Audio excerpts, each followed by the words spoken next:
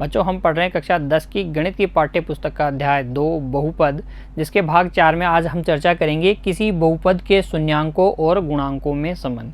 Copy और pen तैयार रखिए बच्चों, समझते जाइए और लिखते जाइए। देखिए माना f(x) बराबर ax plus b, a is not equal to 0 एक रेखिक बहुपद है तथा एल्फा इसका एक शून्यक है, तब एल्फा बराबर क्या होता है -b/a।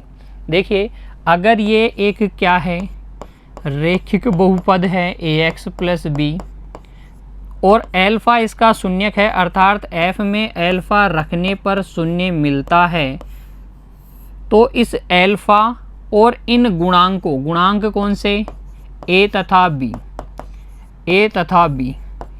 इस एल्फा का इस a और b से क्या संबंध होता है, एल्फा बराबर होता है -b/a।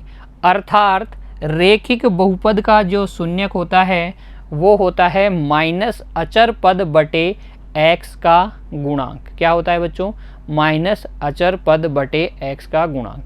देखते हैं उदाहरण के माध्यम से इसको समझने का प्रयास करते हैं। यदि f(x) बराबर 3x प्लस 5 का एक शून्यक कौन है, एल्फा है, तब जांच कीजिए कि एल्फा बराबर माइनस अचर पद बटे x का गुणांक होता है या नहीं।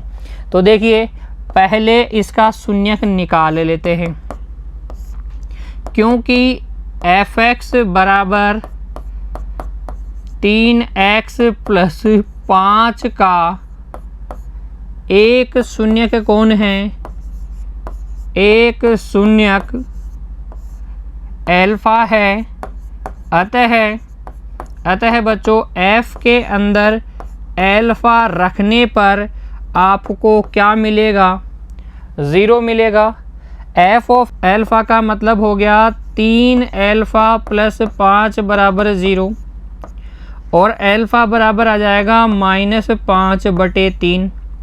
अब देखिए माइनस अपनी जगह, 5 क्या है, 5 है इस बहुपद का अचर पद, अचर है ना, इसके साथ तो कोई चर संख्या x नहीं लगी हुई है, ये तो अचर है।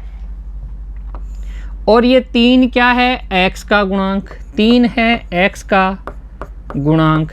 तो देखिए अगर एल्फा इसका क्या है, एल्फा इसका एक शून्यक है, तो एल्फा बराबर क्या होगा, माइनस अचर पद बटे x का गुणांक, माइनस अचर पद बटे x का गुणांक। तो जो संबंध हमने पढ़ा था एल्फा रेखिक बहुपद के शून्यक और गुणांकों के मध्य संबंध एल्फा बराबर -b/a, वो एकदम क्या है, सत्य संबंध है। ठीक है, तो रेखिक बहुपद के शून्यक और उसके गुणांकों के मध्य संबंध आपको समझ में आ गया। अब बढ़ते हैं आगे और हम देखेंगे द्विघात बहुपद के शून्यकों तथा गुणांकों के बीच संबंध। द्विघात बहुपद के शून्यकों तथा गुणांकों के बीच संबंध हम पढ़ने वाले हैं बच्चों।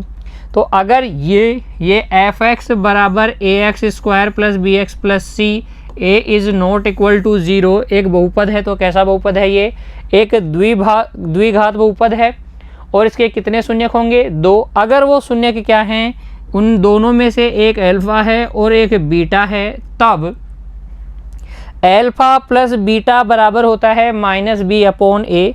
अर्थात शून्यकों का योग तो होता है -x का गुणांक बटे x² का गुणांक। मेरी बात को समझिए, द्विघात बहुपद f(x) बराबर ax² plus bx plus c है, जहाँ a is not equal to 0, तो ये a b c तो क्या हो गए, गुणांक किसके, द्विघात बहुपद के गुणांक।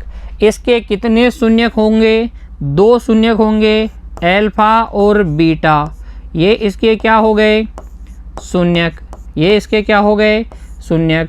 तो इन गुणांकों और इन शून्यकों में पहला जो संबंध है वो क्या है, alpha plus beta equal to -b/a। अर्थात शून्यकों का जो योगफल होता है वो -x का गुणांक, b का मतलब x के गुणांक का ऋणात्मक मान बटे एक्स स्क्वायर का गुणांक। a का मतलब क्या है, एक्स स्क्वायर का गुणांक। a क्या है, एक्स स्क्वायर का गुणांक। b क्या है, x का गुणांक। c क्या है, अचर पद। शून्यकों का योग हो जाएगा माइनस एक्स का गुणांक बटे एक्स स्क्वायर का गुणांक। कोई कन्फ्यूजन नहीं। अगला देखिए, दूसरा जो संबंध होता है वो होता है एल्फा इंटू बीटा बराबर सी अपॉन ए, अर्थात शून्यकों का गुणनफल किसके बराबर होता है, अचर पद बटे एक्स स्क्वायर का गुणांक। अचर पद बटे एक्स स्क्वायर का गुणांक। ठीक है, अब देखिए बच्चों, द्विघात बहुपद ज्ञात करना जब इसके शून्यक हमें पता है।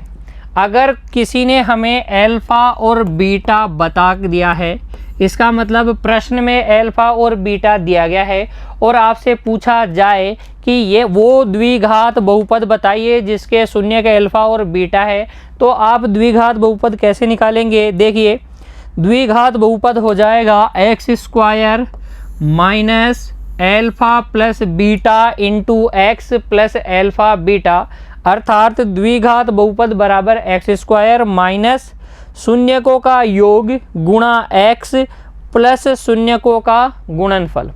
ठीक है, अगर एल्फा और बीटा क्या हैं, शून्यक हैं, तो बहुपद हो जाएगा एक्स स्क्वायर माइनस शून्यकों का योगफल के साथ एक्स गुणा कर दीजिएगा प्लस लास्ट में लिख दीजिएगा एल्फा बीटा। तो ये जो बनेगा ये वो द्विघात बहुपद बनेगा जिसके शून्य क्या हैं, एल्फा और बीटा है। समझ में आ गया। दूसरी कंडीशन क्या है, अगर आपको एल्फा और बीटा दिए जाए अर्थात किसी द्विघात बहुपद के शून्यक दिए जाएं, तो वो बहुपद कैसे ज्ञात करते हैं, हम सिंपली लिखते हैं X square minus alpha in plus beta into X plus alpha beta, यानी कि द्विघात बहुपद बराबर एक्स स्क्वायर माइनस शून्यकों का योग गुणा एक्स प्लस शून्यकों का गुणनफल। इस पर आधारित प्रश्न और उदाहरण करेंगे बच्चों और अच्छे से क्लियर हो जाएगा। अब देखिए, द्विघात बहुपद के शून्यकों के बारे में हम बात कर रहे हैं और शून्यक ज्ञात करने की गुणनखंड विधि क्या है, पहले इसके बारे में चर्चा कर लेते हैं। कैसे द्विघात, रेखिक बहुपद का तो हमें पता है भाई, बराबर में 0 लगाया और x के लिए हल कर लिया तो आपके पास शून्यक आ जाता है। लेकिन अगर द्विघात बहुपद है फिर उसके दो शून्यक हमें पता करने हैं, तो हम किस प्रकार से पता करेंगे, आइए इस विधि को सीखते हैं। कौन सी विधि है, गुणनखंड विधि। द्विघात बहुपद के शून्यक ज्ञात करने की कौन सी विधि की चर्चा करेंगे, गुणनखंड विधि की। कैसे कैसे करते हैं गुणनखंड विधि से शून्य ज्ञात। देखिए, अगर आपके पास द्विघात समीकरण है, द्विघात समीकरण कह रहा हूँ बच्चों, माफ़ कीजिए, द्विघात बहुपद। अगर आपको एक द्विघात बहुपद दिया गया है तो किस रूप का होगा, ax square plus bx plus c के रूप का होगा। और आपको अगर इसके शून्य के ज्ञात करने हैं तो आपको सबसे पहले क्या करना पड़ेगा, सबसे पहले देखिए चरण 1, एक्स स्क्वायर के गुणांक, एक्स स्क्वायर का गुणांक क्या, a, तथा अचर पद कौन सा, c का गुणनफल करें।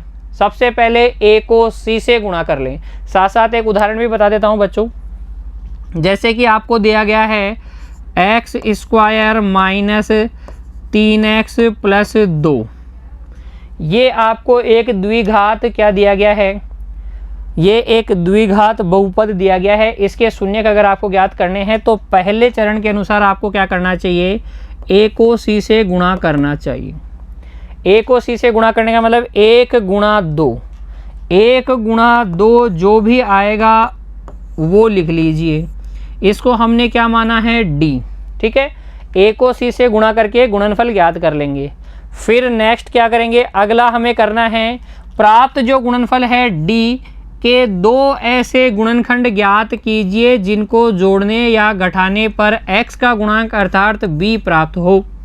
देखिए, आपने x square minus 3x plus 2 में a गुणा c करना है। आपने किया 1 गुणा 2, गुणनफल आ गया जिसको हमने बोला d। फिर अब क्या करना है, इस गुणनफल के अर्थात जो d आए उसके 2 गुणनखंड करने हैं। तो इसके 2 गुणनखंड 1 गुणा 2 होगा, इसके अलावा और इसके कोई गुणनखंड नहीं हो सकते। इस प्रकार के होने चाहिए जिनको जोड़ने पर या घटाने पर क्या आए, b आए। तो बताओ b का मान क्या है यहाँ पर, ये देखो a बराबर तो 1 है, b बराबर -3 है और c बराबर कितना है, 2 है। तो जोड़ने पर 3 आ रहा है, जोड़ने पर क्या आ रहा है, 3 आ रहा है। साइन नहीं देख रहा बच्चों, मैं सिर्फ संख्यात्मक मान देख रहा हूँ। जोड़ने पे क्या आ रहा है, 3। ठीक है, तो अब यहाँ पर ये जो गुणनखंड आपने पता कर लिए हैं उनको मान ले कि ये दोनों क्या हैं, m और n। फिर अगले चरण में आपको क्या करना है, x का गुणांक b जो है उसके स्थान पर अगर जोड़ने पे आ रहा है तो जोड़ के लिख दें, या घटाने पर आ रहा है तो घटा के रख दें तथा निम्न बहुपद प्राप्त करें। देखिए ये जो 3 था, इस 3 के स्थान पर आप क्या लिख देंगे, x² माइनस अपनी जगह जोड़ के हमने लिख दिया x और ये 2, 3 की जगह हमने 1 + 2 लिख दिया। तो इस प्रकार से आपको ये मिल गया x² minus 1x minus 2x plus 2। इस प्रकार का आपको क्या मिलेगा, एक बहुपद मिलेगा। फिर आपको क्या करना है, जब आपको इस प्रकार का बहुपद मिल गया है तो आप प्रथम दो और अंतिम 2 पदों से उभयनिष्ठ ले लें। प्रथम 2 में से जो उभयनिष्ठ आ रहा है वो ले लें, अगले 2 में से जो आ रहा है उसको उभयनिष्ठ ले लें। तो यहाँ तो x उभयनिष्ठ आ रहा है, x - 1 बच गया, यहाँ माइनस का 2 उभयनिष्ठ आ रहा है, x - 1 इसमें भी बच गया। अब x - 1 दोनों में है, ये x - 1 हो गया, ये x - 2 हो गया। ठीक है, तो इसको 2 रेखिक बहुपदों के गुणनफल के रूप में लिख लेते हैं। देखो मैंने उभयनिष्ठ लेके एक ये रेखिक बहुपद, एक ये दूसरा रेखिक बहुपद, 2 रेखिक बहुपदों के गुणनफल के रूप में लिख लिया। अब हर एक को से हम क्या कर लेते हैं, शून्यक निकाल लेते हैं। x - 1 बराबर 0 या फिर x - 2 बराबर 0, तो x बराबर 1 या x बराबर 2, ये आपके पास क्या हो जाएंगे, अभिष्ट शून्यक हो जाएंगे। विधि को समझिए बच्चों, a को c से गुणा करना है, जो गुणनफल आया उसके दो गुणनखंड करने हैं, इस प्रकार के गुणनखंड करने हैं जिनको जोड़ने या घटाने पर x का गुणांक आए, फिर उसकी जगह जोड़ के या घटा के लिख दें। ऐसा एक आपको बहुपद मिलेगा, इसके प्रथम 2 और अंतिम 2 में से उभयनिष्ठ ले लें तो 2 रेखिक बहुपद मिल जाएंगे। दोनों रेखिक बहुपदों को अलग अलग हल करके आप x के मान निकाल लीजिए। ठीक है, तो आपको अभिष्ट शून्यक प्राप्त हो जाएंगे। आइए उदाहरण के माध्यम से शून्यक ज्ञात करने की गुणनफल विधि को एक बार फिर से सीखते हैं उदाहरण के साथ। चलिए, उदाहरण क्या है, द्विघात बहुपद 2x² माइनस 8x प्लस 6 के शून्यक ज्ञात कीजिए। पहले तो आपको शून्यक ज्ञात करने हैं और शून्यकों तथा गुणांकों के बीच संबंध की सत्यता की जांच कीजिए। और इस द्विघात बहुपद के लिए जो अभी हमने पढ़ा, शून्यकों और गुणांकों के लिए संबंध, 2 प्रकार के संबंध मैंने आपको बताए।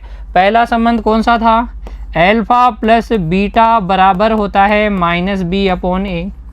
दूसरा संबंध अल्फा इंटू बीटा होता है c/a, अर्थात शून्यकों का योगफल माइनस x का गुणांक बटे x² का गुणांक, शून्यकों का गुणनफल बराबर अचर पद बटे x² का गुणांक।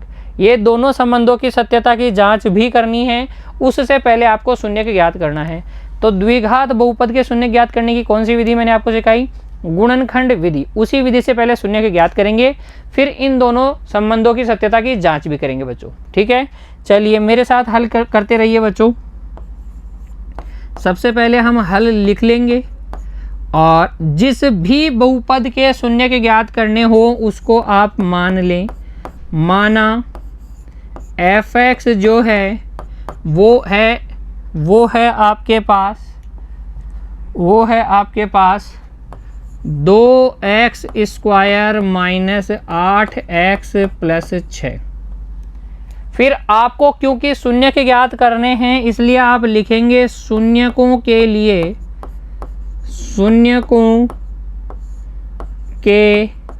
शून्यक ज्ञात करने के लिए हमें क्या करना पड़ेगा, f(x) का मान 0 हो जाए, वो x के मान ज्ञात करने पड़ेंगे जिसके लिए f(x) का मान क्या हो जाए, 0 हो जाए। f(x) का मतलब 2x² माइनस 8x प्लस 6 के मान क्या हो जाएं? 0 हो जाएं। अब देखिए कैसे हल करते हैं, किस विधि से? गुणनखंड विधि से। गुणनखंड विधि में हम क्या करते हैं, स्टेप बाय स्टेप देखिए।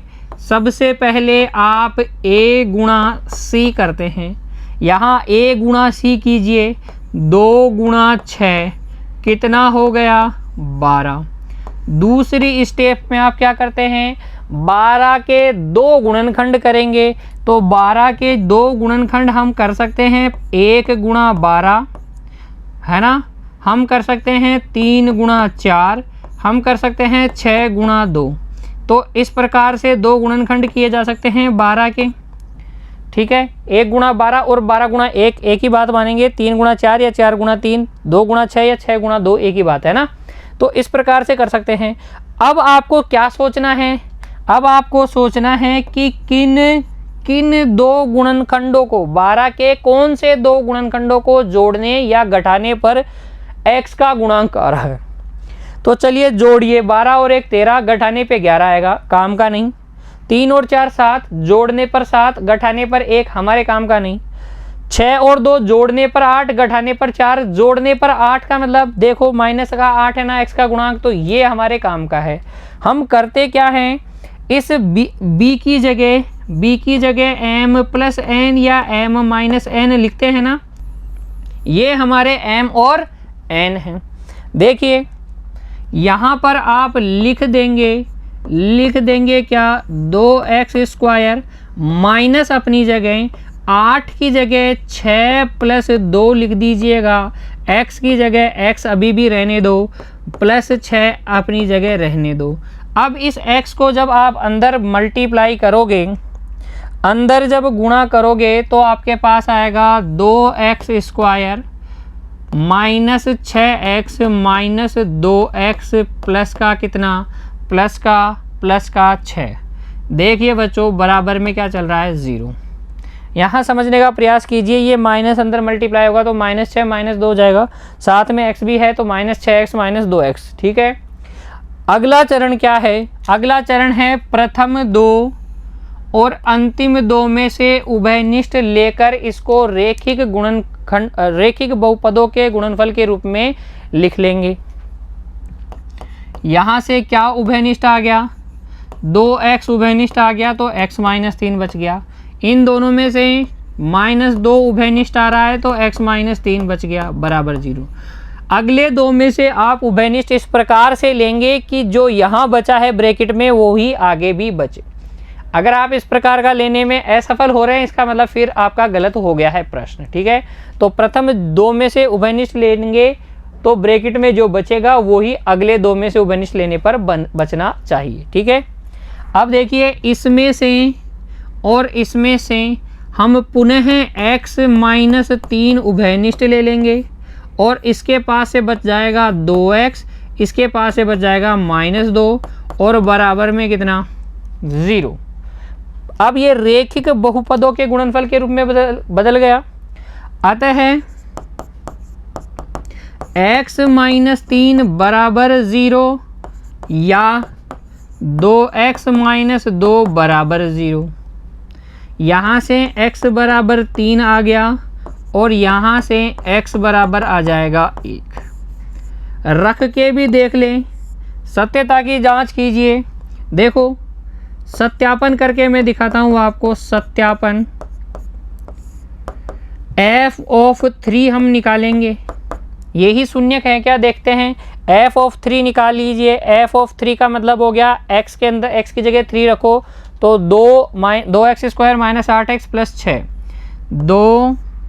2x² माइनस 8x प्लस 6, ऐसा ही 2x² minus 8x plus 6, x की जगह क्या बढ़ना है 3। तो ये हो गया आपके पास 2 गुणा 9 18, 2 गुणा 9 18 माइनस 24 प्लस 6, 18 और 6 24 माइनस 24 और कितना आ गया 0।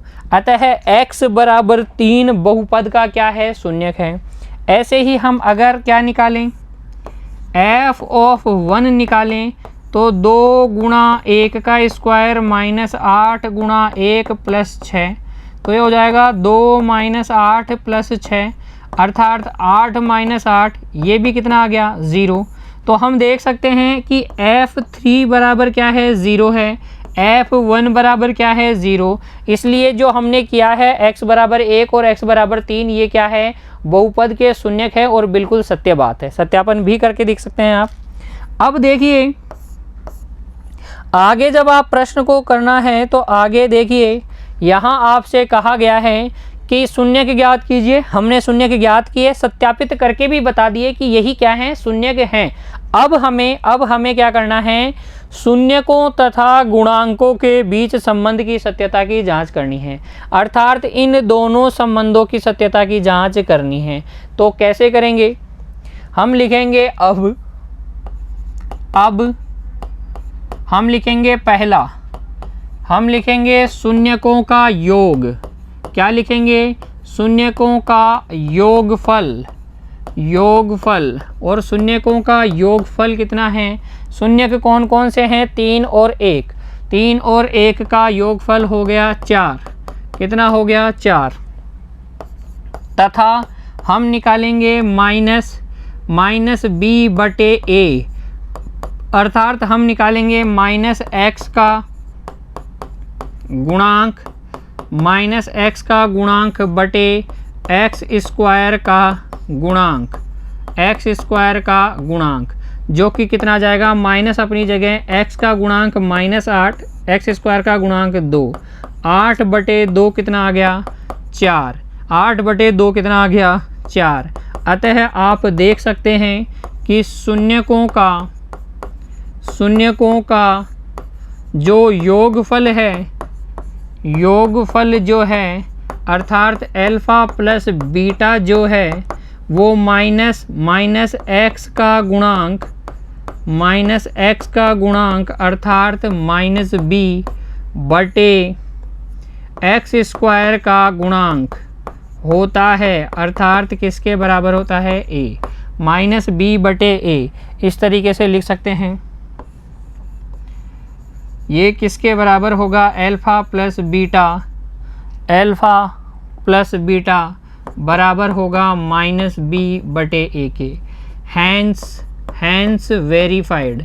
ये पहले संबंध की सत्यता की जांच करके मैंने आपको बता दिया। शून्यकों का योगफल भी 4 आया और माइनस b अपॉन ए, अर्थात माइनस x का गुणांक बटे x स्क्वायर का गुणांक भी कितना आया 4 ही आया, यानी alpha plus beta minus b upon A के बराबर है। फिर देखिए, फिर हम करेंगे दूसरे संबंध की सत्यता की जांच। उसके लिए आप क्या निकालेंगे, शून्यकों का गुणनफल। क्या निकालेंगे, शून्यकों का गुणनफल अल्फ़ा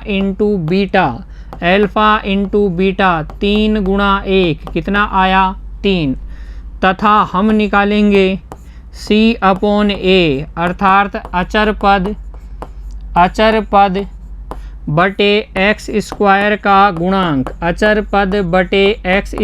का गुणांक कितना आया 6 बटे 2, ये भी कितना आ गया 3। अतः अचर पद देखिए 6 है, x स्क्वायर का गुणांक 2 है, अचर पद कितना है 6 है, x स्क्वायर का गुणांक 2 है, तो यहाँ से आप लिख सकते हैं 6 बटे 2 बराबर 3। अतः शून्यकों का गुणनफल, शून्यकों का जो गुणनफल है, शून्यकों का गुणनफल वो किसके बराबर आया, वो आया अचर पद बटे x स्क्वायर का गुणांक, यानी कि अल्फ़ा इंटू बीटा बराबर c बटे a। ये भी हमने क्या करके दिखाया, वेरीफाई करके दिखाया। तो अगर आपसे कोई भी इस प्रकार का प्रश्न पूछता है, कैसा कि द्विघात बहुपद के शून्यक ज्ञात कीजिए, तो गुणनखंड विधि से शून्यक ज्ञात कीजिएगा और शून्यकों तथा गुणांकों के बीच संबंध की सत्यता की जांच कीजिए।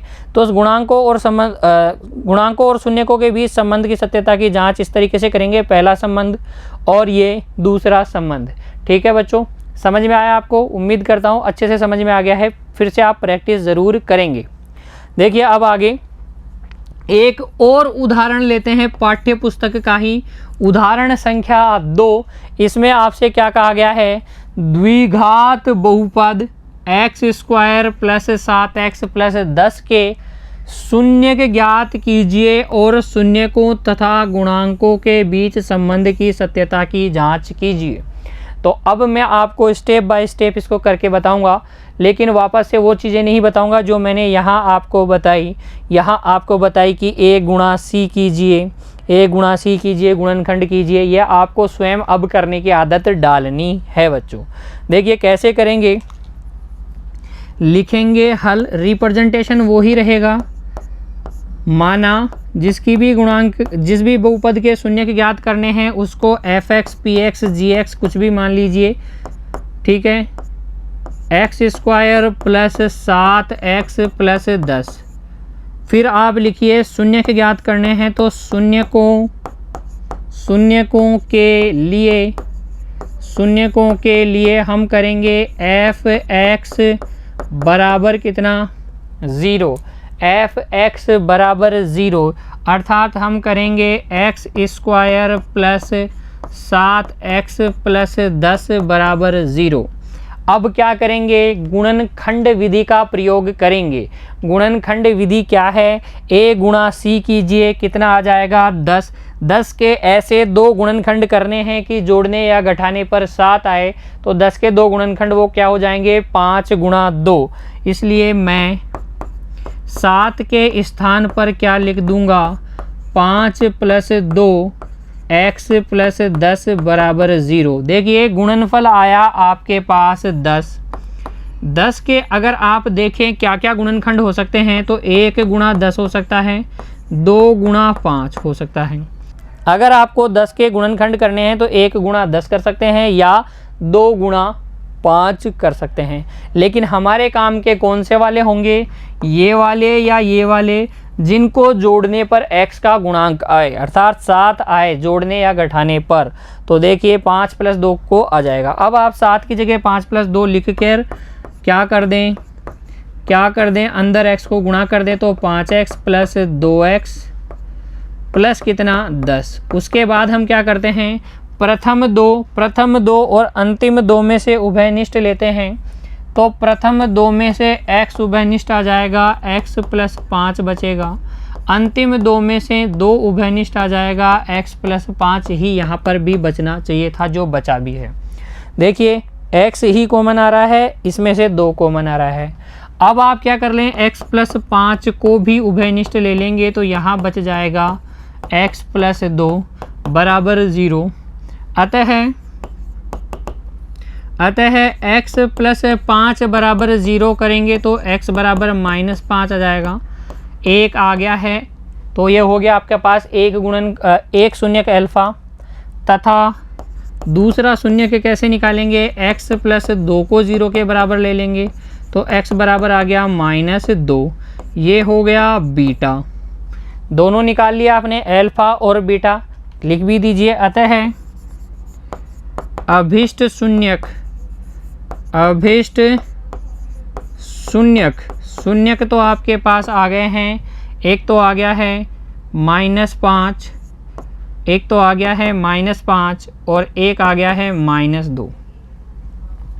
अब आपको संबंध की सत्यता की जांच करनी है। कौन से संबंध की, शून्यकों और गुणांकों के मध्य जो संबंध था alpha plus beta equal to -b/a और alpha into beta equal to c/a, उसके संबंध की सत्यता की जांच करनी है।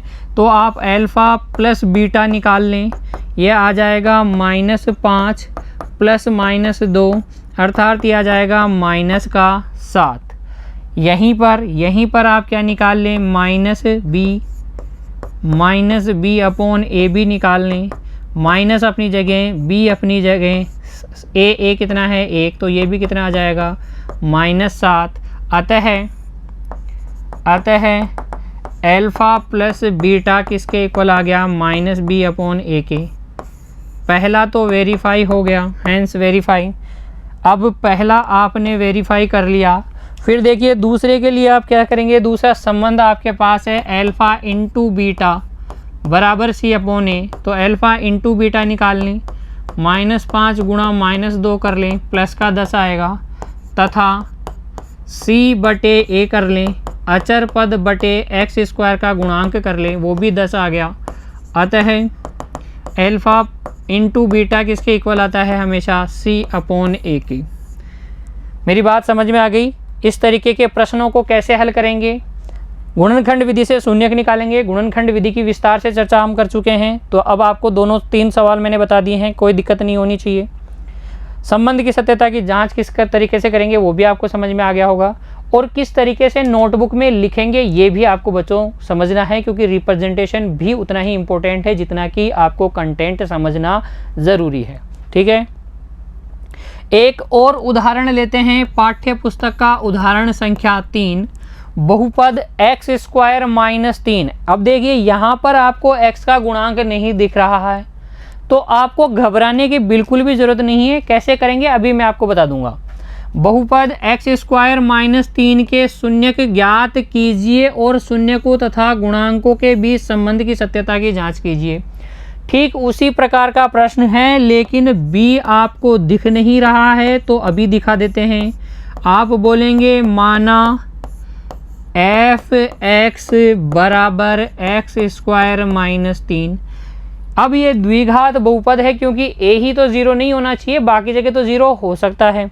तो यहाँ पर b की जगह 0 था, इसीलिए ऐसा हुआ है, जिसको आप लिख सकते हैं x स्क्वायर प्लस 0.x -3। क्या दिख गया आपको ये वाला रूप, ax square minus a square plus bx plus c वाला रूप दिख गया क्या?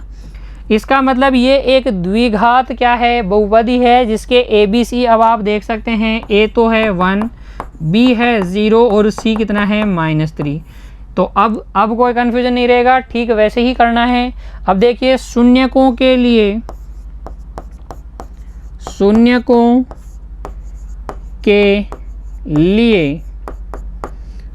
के लिए हम क्या करते हैं, f(x) को शून्य के बराबर, f(x) क्या है, x स्क्वायर -3 = 0। अब ध्यान दीजिएगा, जब भी b 0 है तब आपको ज़्यादा गुणनखंड विधि का प्रयोग करने की भी आवश्यकता नहीं है। आप सिंपली डायरेक्ट कर सकते हैं। कैसे, आप लिख दीजिए x स्क्वायर बराबर 0 + 3 हो गया, और दोनों ओर वर्गमूल ले लें। दोनों ओर वर्गमूल लेने पर, जब आप दोनों ओर वर्गमूल ले लेंगे तो यहाँ तो आ जाएगा x और इधर आ जाएगा √3, वो भी किसका, प्लस का और माइनस का। क्यों, कैसे, यहाँ समझिए। एक्चुअली में a ऐसे लिखा था, क्या 3 की जगह मैं √3 का स्क्वायर सोच सकता हूँ, √3 का स्क्वायर 3 आएगा। अब देखिए शकल मिलाइए, किससे मिल रही है, a square minus b square से, ये होता है a प्लस बी और a माइनस बी। तो यहाँ से इसके गुणनखंड वास्तव में x प्लस √3 और x माइनस √3 बराबर 0 आए होंगे। यहाँ से x बराबर माइनस √3 आया था, यहाँ से x बराबर प्लस का √3 आ जाएगा इससे। ठीक है, तो जब भी आप वर्गमूल लें, किसी एक और प्लस माइनस का साइन लगा दें। ये याद रखें, किसी एक और क्या लगा दें, प्लस माइनस का साइन लगा दें। ठीक है, अच्छा इस पर ये भी डिपेंड करता है कि x क्या है। अगर x कोई दूरी रही, लंबाई रही, तब आप प्लस माइनस नहीं लगाते, तब आप सिर्फ प्लस का लेंगे, क्योंकि x जो है दूरी हमेशा कैसी होगी, धनात्मक होगी। तो इस बात का ध्यान रखेंगे। लेकिन जब हम बहुपदों को हल कर रहे होंगे, बहुपद के शून्यक निकाल रहे होंगे, तब x क्या होता है बच्चों, कोई वास्तविक संख्या या कोई संख्या होती है। ये कोई लंबाई, दूरी भी हो सकती है या कुछ भी हो सकता है, इसलिए हम क्या कर सकते हैं, इसमें प्लस माइनस हमेशा साथ में लगाएंगे। अतः दो जो शून्यक हो गए वो क्या हो गए बच्चों, हम लिखेंगे अतः अभिष्ट शून्यक कौन कौन से हैं, एक तो है √3 अल्फा और दूसरा क्या हो गया माइनस √3 बीटा। किसी को भी अल्फा और किसी को भी बीटा बोल सकते हैं। अब संबंध की सत्यता की जांच करते हैं। किनके मध्य संबंध की सत्यता की जांच? शून्यकों तथा गुणांकों के मध्य। तो पहला संबंध अल्फा प्लस बीटा अर्थात शून्यकों का योगफल √3 प्लस माइनस √3 कितना आ गया? 0। कितना आ गया? 0। तथा माइनस b/a, माइनस अपनी जगह, b का मान है 0, a का मान कितना है? a का मान है 1, तो ये कितना आ गया? 0। अतः अल्फा प्लस बीटा किसके बराबर? माइनस b/a के बराबर। किसके बराबर? माइनस b/a के बराबर। पहले संबंध की सत्यता की जांच हो गई है, हमने वेरीफाई कर दिया है। दूसरा देखिए बच्चों, दूसरा क्या था? Alpha into beta, alpha √3 beta minus √3, ये माइनस यहाँ आ गया और ये √3 का वर्ग हो गया यानी कि माइनस का 3, तथा c/a लिख लीजिए। c कितना है? 3, वो भी माइनस का बटे a कितना है बच्चों? a है 1, तो ये भी कितना आ गया? माइनस का 3। देखिए c का मान है -3, a b c गुणांक है, ठीक है, अचर पद c, तो ये आ गया -3। अतः अल्फा इंटू बीटा किसके बराबर? c/a के बराबर। किसके बराबर? c/a के बराबर। ये दूसरे संबंध की सत्यता की जांच की है, हमने वेरीफाई कर लिया है दूसरे संबंध की को भी, ठीक है। तो जब भी इस प्रकार के प्रश्न पूछे जाएंगे, शून्य की ज्ञात कीजिए और शून्यकों के मध्य संबंध की सत्यता की जांच कीजिए। तो शून्य की ज्ञात करेंगे, गुणनखंड विधि से करेंगे, तथा अगर b का मान अगर 0 है तो आप डायरेक्ट इस तरीके से कर सकते हैं। गुणनखंड करना, a गुणा c करना, वो करना जरूरी नहीं है। एक अल्फा हो जाएगा, एक बीटा हो जाएगा, अल्फा प्लस बीटा निकाल लें, माइनस b/a निकाल लें, संबंध की सत्यता की जाँच करें। अल्फा इंटू बीटा निकालें, c/a निकालें, संबंध की सत्यता की जांच करें। दोनों बराबर ही आने चाहिए, दोनों बराबर ही आने चाहिए बच्चों। अगला उदाहरण देखिए, उदाहरण संख्या 4। एक द्विघात बहुपद ज्ञात कीजिए। द्विघात बहुपद आपको ज्ञात करना है, इस संदर्भ में भी हमने चर्चा कर ली है पहले। द्विघात बहुपद ज्ञात कीजिए जिसके शून्यकों का योग तथा गुणनफल आपको दिया गया है। शून्यकों का योग दिया गया है, शून्यकों का योग द्विघात बहुपद के शून्यकों का योग अर्थात अल्फा प्लस बीटा आपको दिया गया है -3, तथा शून्यकों का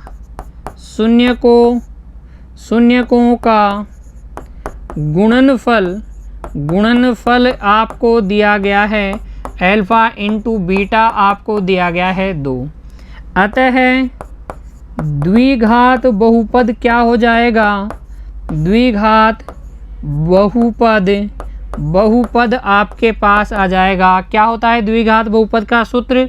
जब आपको अल्फा प्लस बीटा और अल्फा इंटू बीटा पता हो, वो होता है x² minus alpha plus beta x plus alpha beta. तो यहाँ से x² minus alpha plus beta का मान है -3, x अल्फा बीटा का मान है 2। हल कर लेंगे तो x² प्लस 3x प्लस 2 मिलेगा।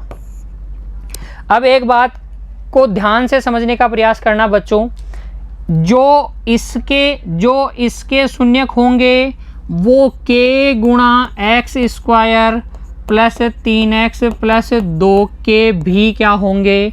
शून्यक होंगे। k क्या है? k है नॉन ज़ीरो वास्तविक संख्या।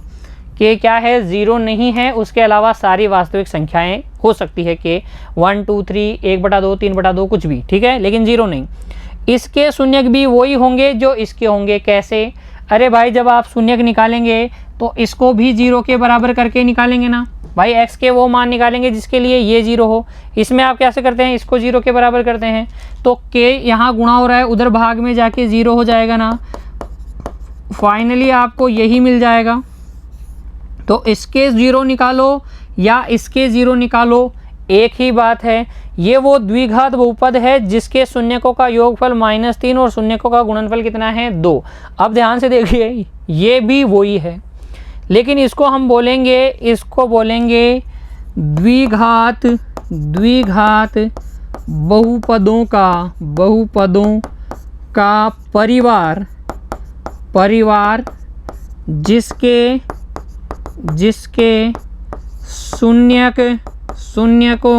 जिसके शून्यकों का योग तथा गुणनफल क्रमशः -3 व 2 है। तो अगर आपको ये पूछा जाए बच्चों कि द्विघात बहुपदों का परिवार ज्ञात कीजिए, family of quadratic polynomial find कीजिए, तब आपको सिर्फ क्या करना है, द्विघात बहुपद पता करना है और उसके बाहर कोई k लगा देना है जहाँ k 0 नहीं होना चाहिए। ठीक है, ये भी आप लिख देंगे। तो अगर आपको बहुपद ज्ञात करना हो ऐसे ज्ञात कीजिए, बहुपदों का परिवार ज्ञात करना हो तो अतः लिख के क्या लिख देंगे, अतः अभिष्ट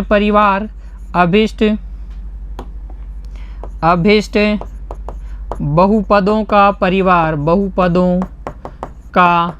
परिवार वो हो जाएगा k x² + 3x + 2। ठीक है, इस तरीके से आप बहुपदों का परिवार ज्ञात कर सकते हैं। फिलहाल इस प्रश्न में तो आपको क्या पूछा था, वो बहुपद ही पूछा था, तो आप सिर्फ बहुपद निकाल दें और इनको आप न करें। बहुपद ही पूछा था तो बहुपद निकाल देंगे बच्चों। ठीक है, बहुपद पता कर लेंगे, द्विघात बहुपद कैसे, अल्फ़ा प्लस बीटा की जगह -3 लिख देंगे, अल्फ़ा इंटू बीटा की जगह 2 रखेंगे। एक और बात, अगर आपको शून्यक दिए जाएं तब आपको अल्फ़ा प्लस बीटा निकालना पड़ेगा, अल्फ़ा इंटू बीटा भी निकालना पड़ेगा। यहाँ आपको अल्फ़ा प्लस बीटा और alpha into beta already given है। ठीक है, समझ में आ गई क्या मेरी बात आप लोगों को। ये थे द्विघात बहुपद के शून्यक ज्ञात करना और उनके गुणांकों और शून्यकों के मध्य संबंध की सत्यता की जांच करने पर आधारित प्रश्न। और एक प्रश्न हमने क्या किया, उदाहरण संख्या 4, जब आपको शून्यकों का योग तथा गुणनफल दिया जाए तो द्विघात बहुपद कैसे ज्ञात करते हैं। उम्मीद करता हूँ आपको सब कुछ अच्छे से समझ में आया है। आप इनकी दोबारा से प्रैक्टिस करेंगे। खुश रहिए बच्चों, धन्यवाद।